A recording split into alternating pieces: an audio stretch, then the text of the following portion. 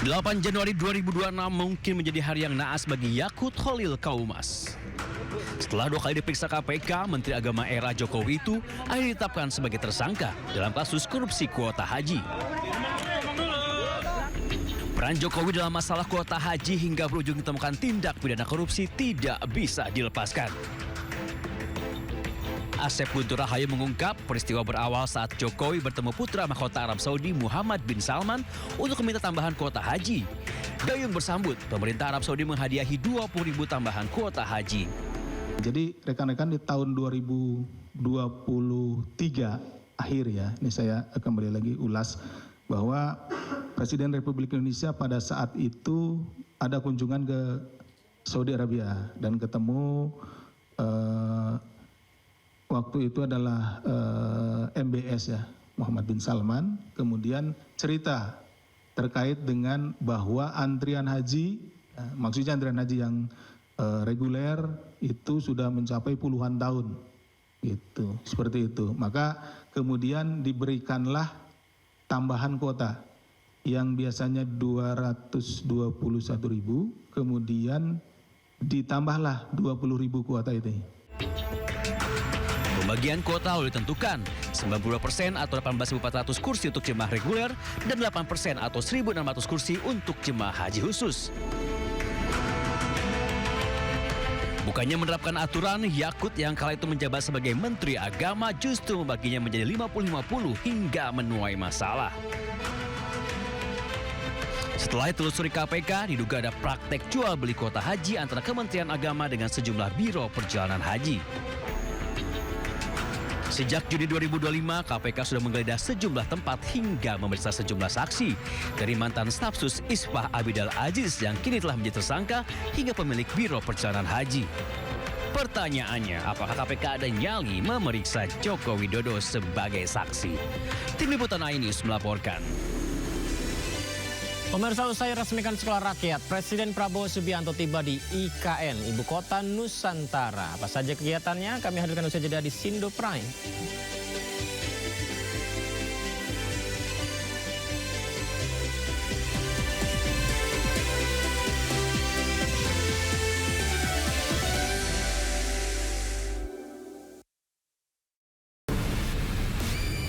Lelaki itu gak banyak bercerita ya? Iya, udah tuh nangis, tapi abis itu udah. Udah pasti orang nggak bakalan gak nengok. Jadi nikmatilah ciptaan Tuhan buat Indonesia. Yang utama ya, body dulu lah, lempeng. Body dulu. AC dingin, ya nanti rasain sendiri deh. Capeknya dan gak ada ujungnya. Teknologi jalan terus.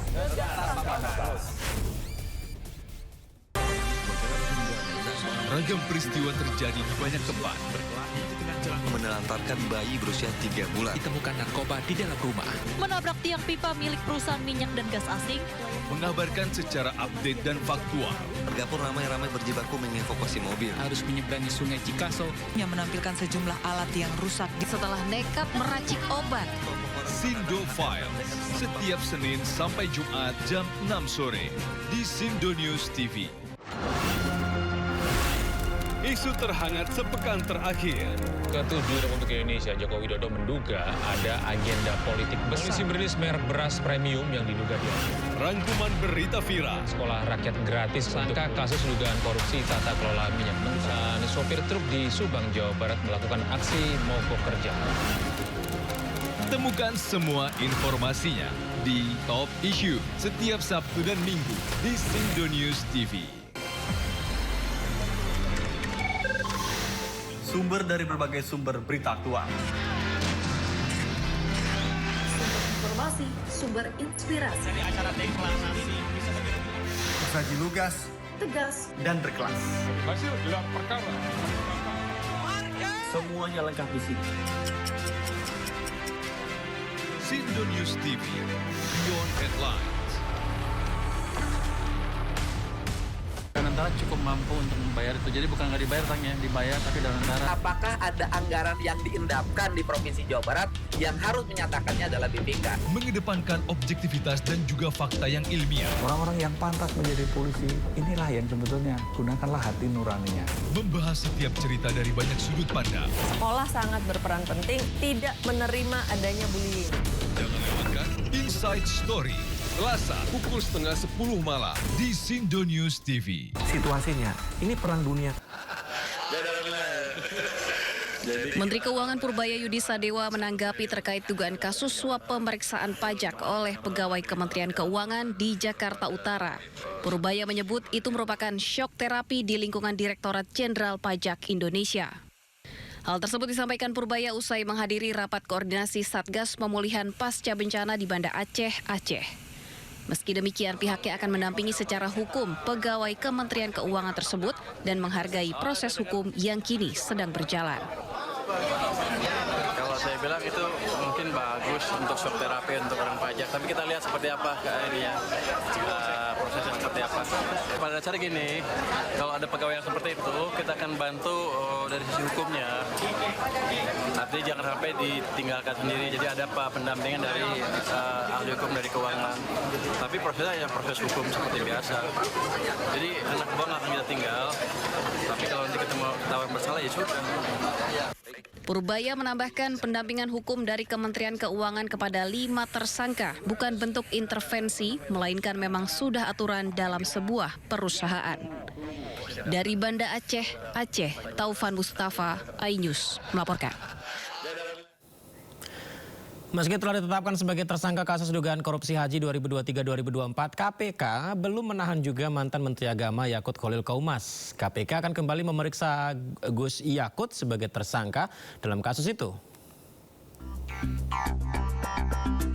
Komisi Pemberantasan Korupsi telah menetapkan mantan Menteri Agama Yakut Kholil Qaumas dan staf khususnya Isfa Abizal Aziz sebagai tersangka dalam kasus dugaan korupsi haji 2023-2024. Meski demikian, KPK belum menahan keduanya. Juru bicara KPK Budi Prasetyo mengatakan KPK akan kembali memeriksa Gus Yakut sebagai tersangka dalam kasus tersebut. Terkait penahanan Yakut Kholil Qaumas dan Isfa Abidal Aziz, Budi mengatakan penahanan merupakan kebutuhan penyidik dan proses penyidikan masih terus berjalan. Penetapan tersangka tentu berdasarkan kecukupan alat bukti. Nah, ini kan penyidikannya juga masih terus berprogres dan dari kawan-kawan BPK juga full support terhadap penyidikan perkara ini.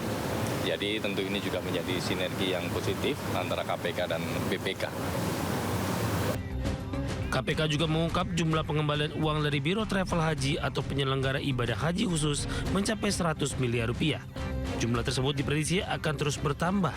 KPK menghimbau agar seluruh pihak dan asosiasi Biro Travel Haji untuk mengembalikan uang yang berkaitan dengan kasus kuota haji.